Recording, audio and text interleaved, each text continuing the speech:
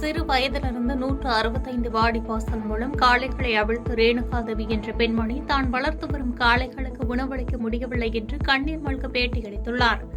திண்டுக்கல் மாவட்டம் நத்தம் பகுதியைச் சேர்ந்தவர் ரேணுகாதேவி. இவர் சிறு வயதிலிருந்து 165 வாடிவாசல்களில் காளைகளை அவிழ்த்து பல்வேறு ஜல்லிக்கட்டு போட்டிகளில் பரிசுகளையும் பெற்றுள்ளார்.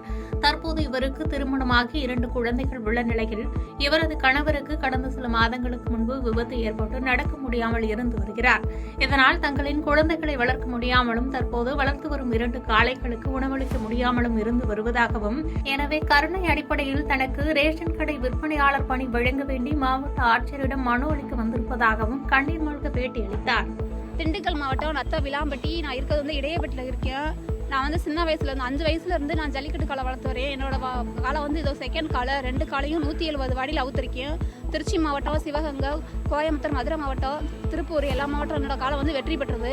2017 ஸ்டாலின் ஐயா மேடையில் அமர்ந்து கொண்டிருக்கும் போது என்னோட காலை 1200 காலை ஆண்களை கொண்டு வந்த காலை நான் ஒரே பெண்மணி கொண்டதுனால எனக்கு 1 பவன் மோதிரம் எனக்கு பரிசாக வழங்கினாங்க.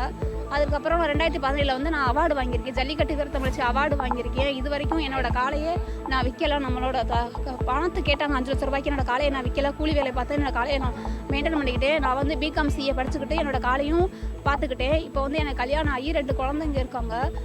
2 குழந்தையும் என்னோட காலை எங்கள் வீட்டுக்கார ஆக்சிடென்ட் ஆனதில் கால் பின்னாடி நரம்பு கட் ஆயிடுச்சு. அதனால் அதிக நேரம் வேலை பார்க்க செய்ய முடியல. கூலி வேலை தான் பார்த்துக்கிட்டு இருக்கோம்.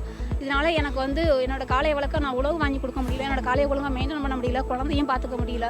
எனக்கு ஒரு வேலை கேட்டு ரேஷன் கடை ஜாப்புக்கு இன்னைக்கு இன்டர்வியூக்கு அட்டன் பண்ணிட்டு இங்கே நேரம் மாவட்ட கலை ஆட்சியர்கிட்ட நான் மனு கொடுக்க வந்திருக்கேன். நான் CM கிட்டையும் மனு அனுப்பியிருக்கேன் ஆன்லைனில். பாதகம் செய்பவரை கண்டால் நாம் பயங்கொள்ளலாகாது பாப்பா, மோதி மிதித்து விடு பாப்பா, அவர் முகத்தில் உமிழ்ந்து விடு பாப்பா. அண்மை செய்திகளை உடனுக்குடன் தெரிந்து கொள்ள இணைந்திருங்கள் இயம்நாடு தொலைக்காட்சியுடன்.